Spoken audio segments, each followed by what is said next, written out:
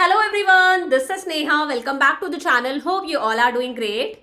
तो बच्चा, मैक्रो की लास्ट क्लास में हम लोगों ने कंप्लीट करी थी हमारी unit 3 determination of income and employment. अब आज हम लोग स्टार्ट कर रहे हैं हमारी unit 4 government budget and the economy. और देखो, इस यूनिट के अंदर हमारे पास में सिर्फ एक ही चैप्टर है, that is government budget and the economy. शुरू करते हैं फटाफट से। तो देखो, चैप्टर की शुरुआत होती है कॉन्सेप्ट ऑफ गवर्नमेंट बजट। सबसे पहले बहुत आराम से समझेंगे गवर्नमेंट बजट क्या है, इसका पूरा कॉन्सेप्ट। तो देखो, सबसे पहली बात तो हम यहाँ पर सेंट्रल गवर्नमेंट के बजट की बात कर रहे हैं, हम यहाँ पर स्टेट गवर्नमेंट के बजट की बात नहीं कर रहे। अब देखो, होता क्या है, हर साल 1 फरवरी को हमारे देश के फाइनेंस मिनिस्टर हर साल 1 फरवरी को हमारे देश के फाइनेंस मिनिस्टर पार्लियामेंट में बजट प्रेजेंट करते हैं ताकि वो बजट अप्रूव हो सके। देखो, बजट को इम्प्लीमेंट करने से पहले, उसे लागू करने से पहले उस बजट को पार्लियामेंट में प्रेजेंट करना जरूरी है ताकि वो बजट अप्रूव हो सके। ये हमारी कॉन्स्टिट्यूशनल रिक्वायरमेंट है। हमारा कॉन्स्टिट्यूशन कहता है कि अगर बजट को आपको लागू करना है तो उससे पहले आपको बजट को पार्लियामेंट में प्रेजेंट करना पड़ेगा ताकि वो एक बार अप्रूव हो सके। तो हर साल 1 फरवरी को हमारे देश के फाइनेंस मिनिस्टर पार्लियामेंट में बजट प्रेजेंट करते हैं ताकि वो बजट अप्रूव हो सके। करंट में हमारी फाइनेंस मिनिस्टर है श्रीमती निर्मला सीतारमण जी। अब देखो, ये जो बजट बनता है ना हमारा, ये एक फाइनेंशियल ईयर के लिए बनता है। फाइनेंशियल ईयर भी बोल सकते हो, फिस्कल ईयर भी बोल सकते हो। जैसे आपका स्कूल का सेशन स्टार्ट होता है ना 1 अप्रैल से 31 मार्च तक, सेम इसी तरह से होता है हमारा फाइनेंशियल ईयर। तो अभी हमारा फाइनेंशियल ईयर चल रहा है 24-25, जो स्टार्ट हुआ था हमारा 1 अप्रैल 2024 को, और कब एंड होगा, 31 मार्च 2025 को एंड होगा। तो इस फाइनेंशियल ईयर के लिए बजट कब प्रेजेंट करा गया होगा? इस फाइनेंशियल ईयर के लिए बजट प्रेजेंट करा गया था 1 फरवरी 2024 को।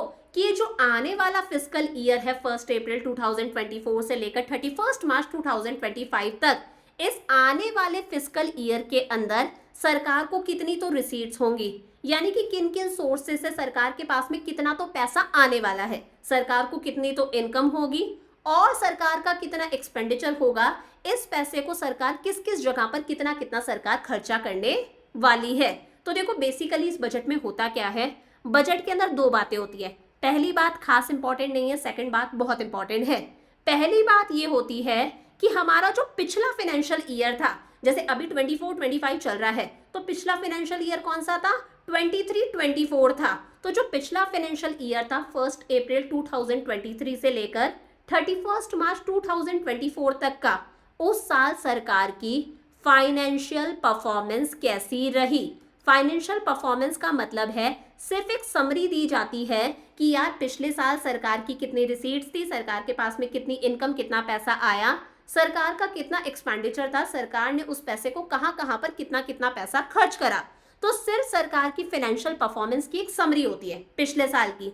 और सबसे मेन बात इस बजट के अंदर क्या होती है कि जो आने वाला फाइनेंशियल ईयर है 1 अप्रैल 2024 से लेकर 31 मार्च 2025 तक का, इस साल के अंदर सरकार की कितनी तो रिसीट्स होंगी, किस किस सोर्सेस से सरकार के पास में कितना तो पैसा आएगा और सरकार का कितना एक्सपेंडिचर होगा, सरकार इस पैसे को कहां कहां पर कितना कितना खर्च करेगी।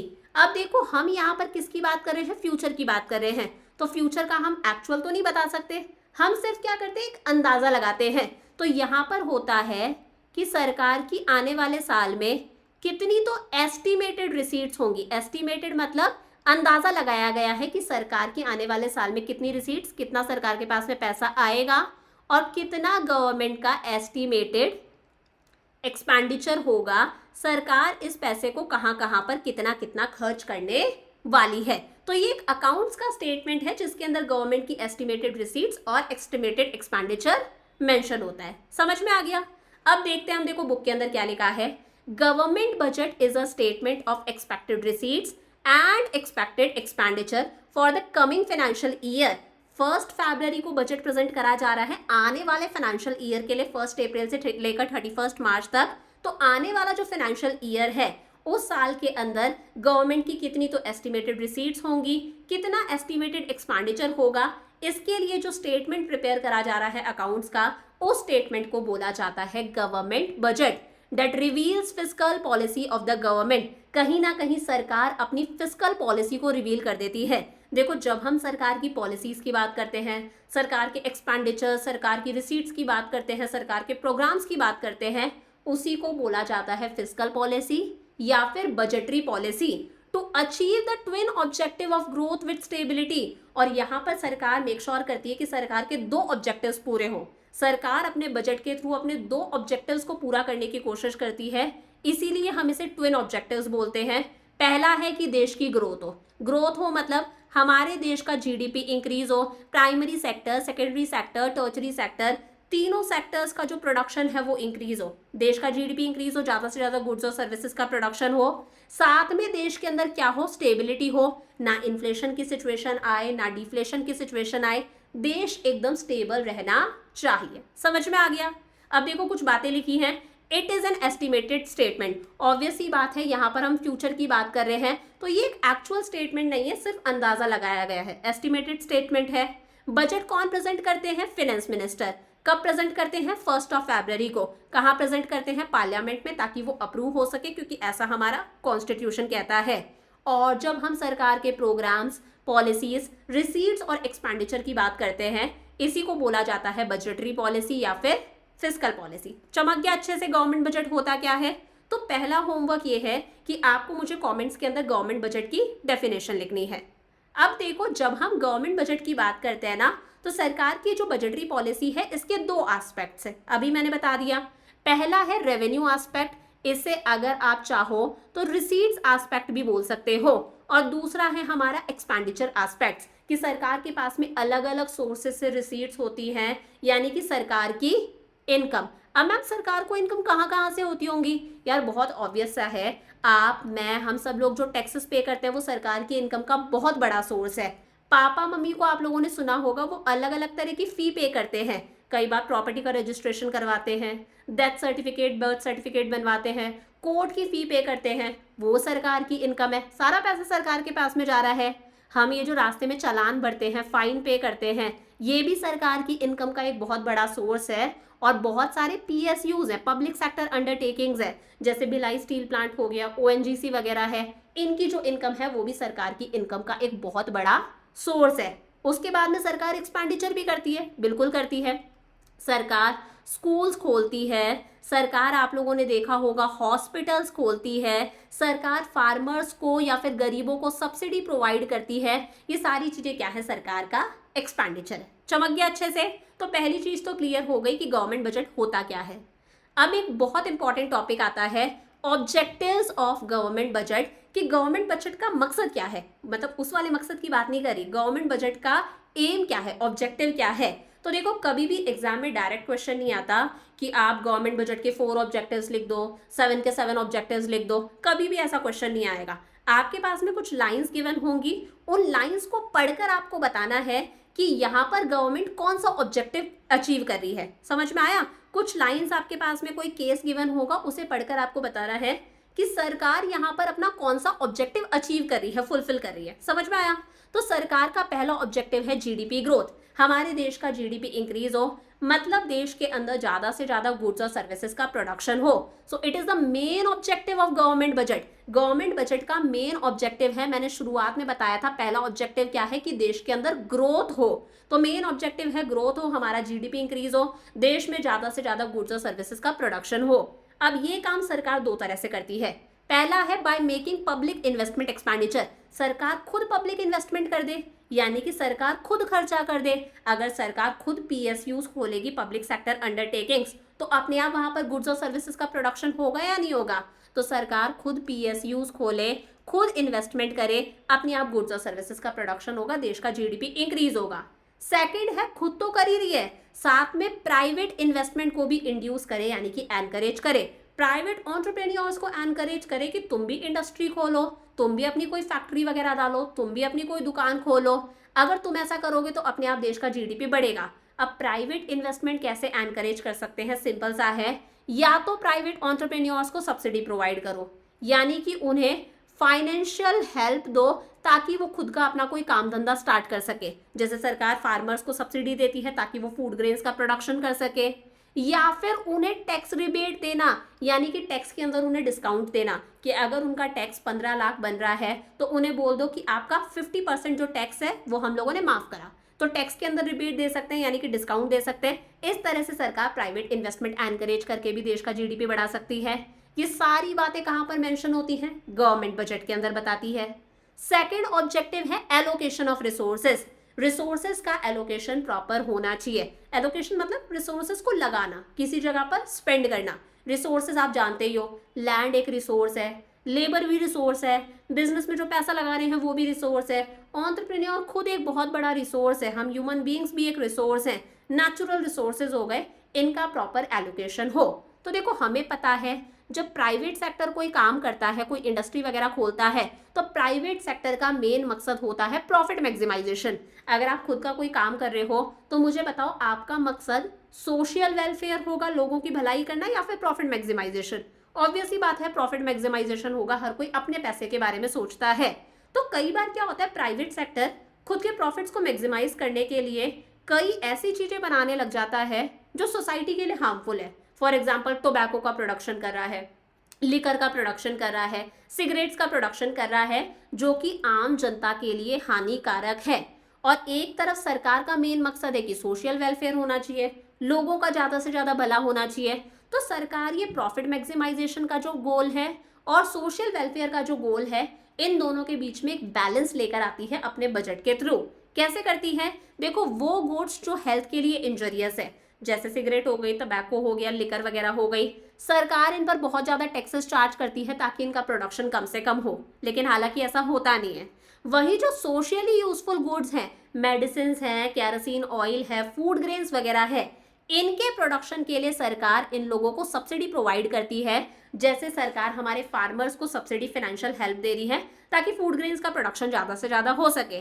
तो सरकार क्या कर रही है? रिसोर्सेज का प्रॉपर एलोकेशन कर रही है कि कुछ रिसोर्सेज यहाँ लगे, कुछ रिसोर्सेज यहाँ लगे। जो चीज़ें हेल्थ के लिए इंजरियस है उन पर टैक्सेस ज़्यादा लगा रही है ताकि वहाँ पर रिसोर्सेज कम लगे, उनका प्रोडक्शन कम हो। जो सोशली यूजफुल गुड्स हैं उनके लिए सब्सिडी दे रही है ताकि इनका प्रोडक्शन ज़्यादा से ज़्यादा हो। वही लिखा है, through it's budgetary policy the government of a country directs the allocation of resources in such a manner that there is a balance between profit maximization and social welfare। दो याद हो गए। पहला क्या है? GDP growth. सेकंड है allocation of resources. Third हमारे पास में आता है प्रोविजन ऑफ पब्लिक गुड्स। सबसे इंपॉर्टेंट है, यहाँ से अलग से भी क्वेश्चंस पूछे जाते हैं, इसे बहुत अच्छे से समझना। ये समझाने से पहले कुछ बातें बता रही हूँ जो आपकी किताब के अंदर एनसीईआरटी में गिवन है।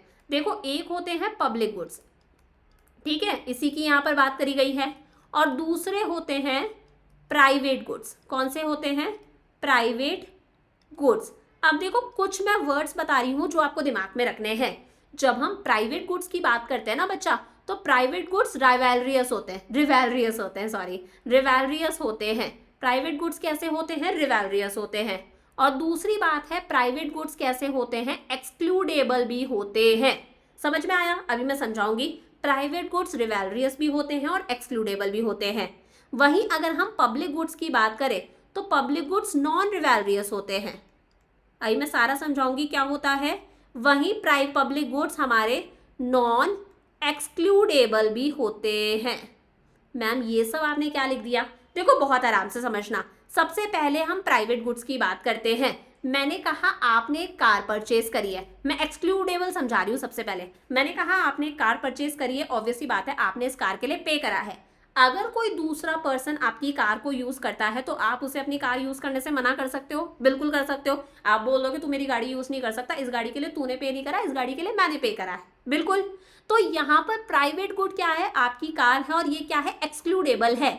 अगर किसी पर्सन ने उस चीज के लिए पे नहीं करा तो आप उस पर्सन को उस चीज को यूज करने से मना कर सकते हो, यानी कि आप उस पर्सन को उस चीज को यूज करने से एक्सक्लूड कर सकते हो। समझ में आया? आप डेयरी मिल्क लेकर आए हो, कोई आपकी डेयरी मिल्क खा रहा है, मना कर दोगे, तू नहीं खा सकता, मैंने इसके लिए पे करा है। आपने उसे उस चीज को यूज करने से क्या कर दिया? एक्सक्लूड कर दिया। तो प्राइवेट गुड्स क्या है? एक्सक्लूडेबल है, जिनके लिए आप पे कर रहे हो। वहीं पब्लिक गुड्स नॉन एक्सक्लूडेबल हैं, ये एक्सक्लूडेबल नहीं है। पब्लिक गुड्स के अंदर आते हैं हमारा देश जो हमें लॉ ऑर्डर और डिफेंस की फैसिलिटी दे रहा है, जो पब्लिक पार्क्स हो गए, स्ट्रीट लाइट्स वगैरह हैं, ये नॉन एक्सक्लूडेबल हैं। देखो हम जाके किसी पर्सन को नहीं बोल सकते कि तुम स्ट्रीट लाइट को यूज नहीं कर सकते, तुम यहाँ पर पढ़ाई नहीं कर सकते, क्योंकि तुम तो टैक्स ही पे नहीं करते। हम टैक्सेस पे करते हैं तो हम ही स्ट्रीट लाइट को यूज करेंगे, तुम टैक्सेस पे नहीं करते तो तुम स्ट्रीट लाइट को यूज नहीं कर सकते। क्या कभी ऐसा होता है? नहीं होता।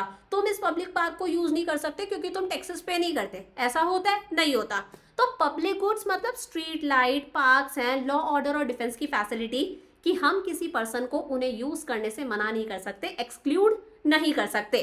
तो पब्लिक गुड्स कैसे होते हैं? नॉन एक्सक्लूडेबल होते हैं। याद हो गया। अब है रिवैल्रियस। मैम रिवैल्रियस क्या होता है? देखो रिवैल्रियस का सिंपल सा मतलब है, मैंने कहा मान लो at a point of time इस देश के अंदर 10 डेयरी मिल्क है। कितनी डेयरी मिल्क है? 10 डेयरी मिल्क है। लाखों करोड़ों होंगी, मान लो 10 डेयरी मिल्क है। एक डेयरी मिल्क आपने खरीद ली। अब बताओ डेयरी मिल्क कितनी रह गई देश के अंदर? सिर्फ 9 ही रह गई। तो कहीं ना कहीं एक डेयरी मिल्क आपने खरीद ली, तो उसकी वजह से डेयरी मिल्क की कमी आ गई। जो डेयरी मिल्क आपने परचेज कर ली, आपने कंज्यूम कर ली, कोई दूसरा पर्सन उस डेयरी मिल्क को कंज्यूम नहीं कर सकता। वो सेम वैसी की वैसी दूसरी डेयरी मिल्क कंज्यूम कर सकता है, लेकिन जो पोर्शन आपने कंज्यूम कर लिया वो तो खत्म हो गया ना, वो तो कोई दूसरा यूज नहीं कर सकता ना। तो प्राइवेट गुड्स रिवैल्रियस होते हैं, यानी कि कंपटीशन है। अगर कोई चीज आपने यूज कर ली, इसका मतलब है दूसरे पर्सन के लिए उस चीज की अवेलेबिलिटी कम हो गई। अगर पेट्रोल आप यूज कर रहे हो तो माना कि दूसरा व्यक्ति भी पेट्रोल यूज कर लेगा, पर कहीं ना कहीं देश के अंदर उस पेट्रोल की कमी हो रही है ना। मतलब अगर हम किसी चीज को यूज कर रहे हैं तो किसी अदर पर्सन के लिए उस चीज की अवेलेबिलिटी क्या होती जा रही है? कम होती जा रही है। तो प्राइवेट गुड्स रिवैल्रियस होते हैं, लेकिन पब्लिक गुड्स रिवैल्रियस नहीं होते। अगर आप स्ट्रीट लाइट यूज कर रहे हो तो दूसरा भी स्ट्रीट लाइट यूज कर रहा है, स्ट्रीट लाइट की कमी नहीं होगी। आपने यूज कर लिया, इसका मतलब ये नहीं है कि दूसरे पर्सन के लिए उस चीज की अवेलेबिलिटी कम हो गई। अगर आप लॉ ऑर्डर और डिफेंस यूज कर रहे हो, दैट डजंट मीन कि दूसरे पर्सन के लिए उस चीज की अवेलेबिलिटी कम हो गई। समझ पा रहे हो? मैं पार्क यूज कर रही हूँ, दैट डजंट मीन कि किसी दूसरे पर्सन के लिए पार्क की अवेलेबिलिटी कम हो गई। तो पब्लिक गुड्स क्या होते हैं? नॉन रिवैल्रियस होते हैं, कॉम्पिटिशन नहीं है। So public goods are those goods which satisfy collective needs of people. वो गुड्स जो लोगों की कलेक्टिव नीड्स को पूरा करते हैं। हम सबको इन चीजों की रिक्वायरमेंट है। Law order defence, public park, street lights वगैरह सरकार अपने बजट के थ्रू बताती है कि हम रोड्स बनवाएंगे, हम पब्लिक पार्क्स बनवाएंगे, स्ट्रीट लाइट्स लगवाएंगे, लॉ ऑर्डर पर इतना खर्च करेंगे, डिफेंस पर इतना खर्च करेंगे। तो गवर्नमेंट अपने बजट के थ्रू मेक श्योर करके रखती है कि लोगों के पास में पब्लिक गुड्स सफिशिएंटली अवेलेबल होने चाहिए। पब्लिक गुड्स नॉन एक्सक्लूडेबल है, हम किसी को इन गुड्स को यूज करने से मना एक्सक्लूड नहीं कर सकते। नॉन रिवैल्रियस है, एक पर्सन अगर पब्लिक गुड्स को यूज कर रहा है तो दूसरे पर्सन के लिए इस चीज की अवेलेबिलिटी कम नहीं होती। चमका अच्छे से। 3 पॉइंट्स हम लोगों ने देखे, GDP growth, allocation of resources, profit maximisation और सोशल वेलफेयर में एक बैलेंस रहे। थर्ड है provision of public goods. Fourth हमारे पास में आता है redistribution of income and wealth. देश के अंदर इनकम और वेल्थ का जो डिस्ट्रीब्यूशन है वो कैसा होना चाहिए? इक्वल होना चाहिए। अनइक्वल डिस्ट्रीब्यूशन ना हो इनकम और वेल्थ का, कि किसी इंसान के पास तो बहुत पैसा है, रिच रिचर होता जा रहा है, अन्नाधुन पैसा है, और किसी इंसान के पास में इतना भी पैसा नहीं है कि वो अपनी लाइफ की 2 वक्त की रोटी का गुजारा कर पाए। तो इनकम का डिस्ट्रीब्यूशन कैसा होना चाहिए? इक्वल होना चाहिए। अगर इक्वल नहीं है तो सरकार इसे इक्वल करने की कोशिश करती है। तो सरकार के पास में 2 फाइनेंशियल इंस्ट्रूमेंट है, 2 हथियार है। पहले हथियार का नाम है टैक्सेशन, दूसरे हथियार का नाम है सब्सिडी। इनके थ्रू सरकार जो है वो इनकम और वेल्थ का जो डिस्ट्रीब्यूशन है उसे इंप्रूव करती है, इक्वल करती है और देश में सोशल जस्टिस लेकर आती है। मैम कैसे करती है सरकार ये काम? तो सरकार क्या करती है? रिच लोगों पर टैक्सेस लगा देती है, बल्कि ज़्यादा टैक्सेस लगा देती है, तो रिच थोड़ा सा दबेगा। वही बेचारे पुअर लोगों को फाइनेंशियल हेल्प यानी कि सब्सिडी देती है, तो पुअर थोड़ा सा ऊपर रखने लगेगा। तो दोनों के बीच का जो गैप है वो कम होता जा रहा है ना, इक्वल डिस्ट्रीब्यूशन हो रहा है इनकम का। साथ साथ में बहुत सारे लोग ऐसे हैं जो बिलो पॉवर्टी लाइन है, बीपीएल पॉपुलेशन है हमारी, उन लोगों को सरकार फूड ग्रेन सप्लाई करती है, वो भी सस्ते के अंदर, 2 रुपए किलो, 5 रुपए किलो, तो वो लोग भी ऊपर उठ रहे हैं। तो इनकम का डिस्ट्रीब्यूशन कैसा कर रही है सरकार? इक्वल कर रही है, रीडिस्ट्रीब्यूशन कर रही है इनकम और वेल्थ का। चमका अच्छे से। फिफ्थ हमारे पास में आता है बैलेंस्ड रीजनल ग्रोथ। देखो कई बार ऐसा होता है, कुछ रीजन्स, कुछ एरियाज तो ऐसे हैं जो बहुत ग्रो कर रहे हैं, वहाँ पर स्कूल्स भी हैं, कॉलेजेस हैं, हॉस्पिटल्स हैं, एमएनसीज हैं, और बेचारे कुछ रीजन्स ऐसे हैं जहां पर दूर दूर तक हेल्थ केयर सेंटर्स नहीं है, दूर दूर तक प्राइमरी स्कूल्स तक नहीं है। एमएनसी का तो आप नाम भी ना लो, सोचो ही नहीं। तो सरकार अपने बजट के थ्रू बैलेंस्ड रीजनल ग्रोथ करती है कि हर एरिया का डेवलपमेंट होना चाहिए। तो कुछ एरियाज हमारे देश के अंदर कैसे हैं, बैकवर्ड है। अब सरकार बोलती है प्राइवेट एंटरप्रेन्योर्स को, इन्वेस्टर्स को, कि अगर आप बैकवर्ड एरिया में इंडस्ट्री फैक्ट्री वगैरह डालोगे तो हम आपको टैक्स एग्जम्पशन देंगे, यानी कि आने वाले 5 साल तक हम आपसे टैक्सेस नहीं लेंगे, आने वाले 15 साल तक हम आपसे टैक्सेस नहीं लेंगे, मतलब टैक्सेस में हम आपको छूट दे देंगे। और साथ में सरकार बोलती है कि हम आपको पावर सप्लाई करेंगे कंसेशनल रेट्स पर। आपका जो बिजली का बिल है, प्रोडक्शन करना है तो इलेक्ट्रिसिटी की रिक्वायरमेंट होती है, आपका बिजली का बिल बहुत कम आएगा। कंसेशनल रेट मतलब आपका बिजली का बिल बहुत कम आएगा। तो सरकार यहाँ पर प्राइवेट एंटरप्रेन्योर्स को एनकरेज कर रही है बैकवर्ड रीजन्स में इंडस्ट्रीज खोलने के लिए। बोलती है हम आपको टैक्स एग्जम्पशन देंगे और पावर सप्लाई करेंगे कंसेशनल रेट्स पर। और इसी के लिए सरकार एक काम और करती है।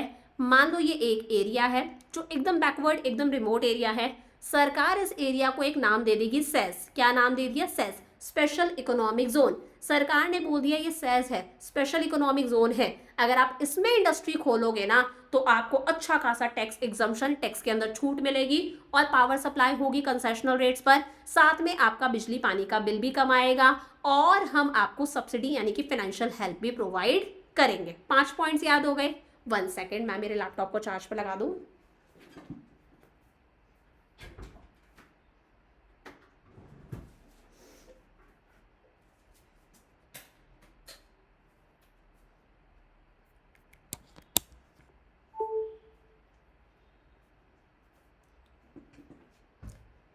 तो 5 पॉइंट्स हो गए हमारे पास में। अब 6 पॉइंट आता है एम्प्लॉयमेंट जनरेशन। गवर्नमेंट अपने बजट के थ्रू एम्प्लॉयमेंट अपॉर्चुनिटीज भी जनरेट करती है। आप लोग बजट के अंदर देखते होंगे, रेलवेज में इतनी वैकेंसी निकलेंगी, स्कूल्स के अंदर इतनी वैकेंसीज निकलेंगी, इतने टीचर्स को जॉब मिलेगी, गवर्नमेंट हॉस्पिटल्स खोलेगी उसके थ्रू इतने डॉक्टर्स को जॉब मिलेगी, रोडवेज में इतनी वैकेंसी निकलेगी। तो सरकार पब्लिक एंटरप्राइजेस सेटअप करती है, government schools, government colleges, government hospitals, government undertakings जैसे भिलाई स्टील प्लांट, ओएनजीसी का मैंने आपको एग्जांपल दिया। यहाँ पर लोगों को जॉब मिलती है, बोलते हैं ना गवर्नमेंट जॉब लग गई, तो सरकार एम्प्लॉयमेंट अपॉर्चुनिटीज दे रही है। तो government through it's budget focuses on generation of employment opportunities through investment in public enterprises. सरकार खुद पब्लिक एंटरप्राइजेस में पैसा लगाती है, खोलती है और एम्प्लॉयमेंट अपॉर्चुनिटीज जनरेट करती है। इसका एक अच्छा खासा एग्जाम्पल है MNREGA, Mahatma Gandhi national rural employment guarantee act. ये स्कीम सरकार लेकर आई थी। इस स्कीम के तहत सरकार बोलती है रूरल एरियाज के अंदर हर हाउस होल्ड से, हर एक परिवार से एक जो अडल्ट मेंबर है, सरकार उसे एम्प्लॉयमेंट प्रोवाइड करेगी साल के अंदर 100 डेज का। क्या समझे, हर रूरल एरिया के अंदर जो फैमिली है, जो हाउस होल्ड है, वहां पर सरकार एक बंदे को, एक अडल्ट मेंबर को साल के अंदर 100 डेज का गारंटीड एम्प्लॉयमेंट प्रोवाइड करेगी। आपको बस मैनुअल वर्क करना है, मशीन से काम नहीं करना। तो सरकार इस तरह से 100 दिन का गारंटीड एम्प्लॉयमेंट भी प्रोवाइड करती है, जिसके अंदर सरकार रोड्स वगैरह बनवा लेती है। तो आसपास के एरियाज का भी डेवलपमेंट हो रहा है, लोगों को एम्प्लॉयमेंट मिल रहा है। समझ में आया, ये सारी बातें बजट के अंदर मेंशन होती हैं। और लास्ट है इकोनॉमिक स्टेबिलिटी। सरकार अपने बजट के थ्रू देश में स्टेबिलिटी मेंटेन करके चलती है। मैंने शुरुआत में बताया था गवर्नमेंट बजट का ट्विन ऑब्जेक्टिव क्या है, ग्रोथ विद स्टेबिलिटी। पहला पॉइंट ग्रोथ था, जीडीपी ग्रोथ, लास्ट पॉइंट आ गया स्टेबिलिटी। तो देखो हर देश के अंदर बिजनेस साइकिल चलती है। अब इस साइकिल के अंदर 4 फेजेस होते हैं। पहला फेज है बूम, सेकंड फेज आता है रिसेशन, फिर आता है डिप्रेशन और फिर लास्ट फेज आता है रिकवरी। फिर दोबारा बूम से चालू हो जाता है। देखो पहला फेज कौन सा होता है, बूम होता है। लोगों के हाथ में बहुत पैसा है, लोगों के हाथ में पैसा है तो लोग डिमांड कर रहे हैं। जब लोग डिमांड करते हैं ना तो प्रोड्यूसर भी पैसा लगाता है, इन्वेस्टमेंट करता है। उसे पता है डिमांड आ रही है तो वो भी इन्वेस्टमेंट करता है। तो इकोनॉमी एकदम मस्त चल रही होती है, शेयर मार्केट उभरता है, ऊपर उठता है। उसके बाद में इकोनॉमी धीरे धीरे डाउन जाने लगती है। जब डाउन जाने लगती है उसे बोला जाता है रिसेशन। क्या कहते हैं, रिसेशन। जब इकोनॉमी एकदम डाउन चली गई है उस फेज को बोला जाता है डिप्रेशन। एकदम डाउन है, एकदम डाउन, लोगों के हाथ में बिल्कुल भी पैसा नहीं है, लोग डिमांड ही नहीं कर रहे। फिर धीरे धीरे इकोनॉमी ऊपर उठने लगती है, जिसे हम लोग बोलते हैं अब क्या हो रही है, रिकवरी हो रही है। फिर दोबारा इकोनॉमी अपने पीक पर चले जाती है, बूम पर। अगेन क्या आता है, रिसेशन। फिर दोबारा क्या आ जाता है, डिप्रेशन। फिर इकोनॉमी उठने लगती है, फिर आता है बूम। तो इस तरह से 4 बिजनेस साइकिल्स हर देश में देखे जाते हैं। अब मैं ये जो लाइन बना रही हूँ ये क्या है, हॉरिजॉन्टल लाइन है। इसका मतलब ये स्टेबिलिटी वाली लाइन है। देश में हमेशा स्टेबिलिटी रहनी चाहिए, बूम, रिसेशन, डिप्रेशन, रिकवरी नहीं, देश कैसा रहना चाहिए, स्टेबल रहना चाहिए। तो सरकार अपने बजट के थ्रू मेक श्योर करके रखती है कि देश के अंदर क्या हो, स्टेबिलिटी हो। अब देखो कैसे, बूम के अंदर लोगों के हाथ में बहुत पैसा होता है, बहुत पैसा है तो लोग डिमांड ज़्यादा करते हैं, तो अपने आप एडी इंक्रीज हो जाएगा ना हमारा। एडी कैसे निकालते हैं हम, सी प्लस आई प्लस जी प्लस एक्स माइनस एम, हम लोगों ने पढ़ रखा है पहले।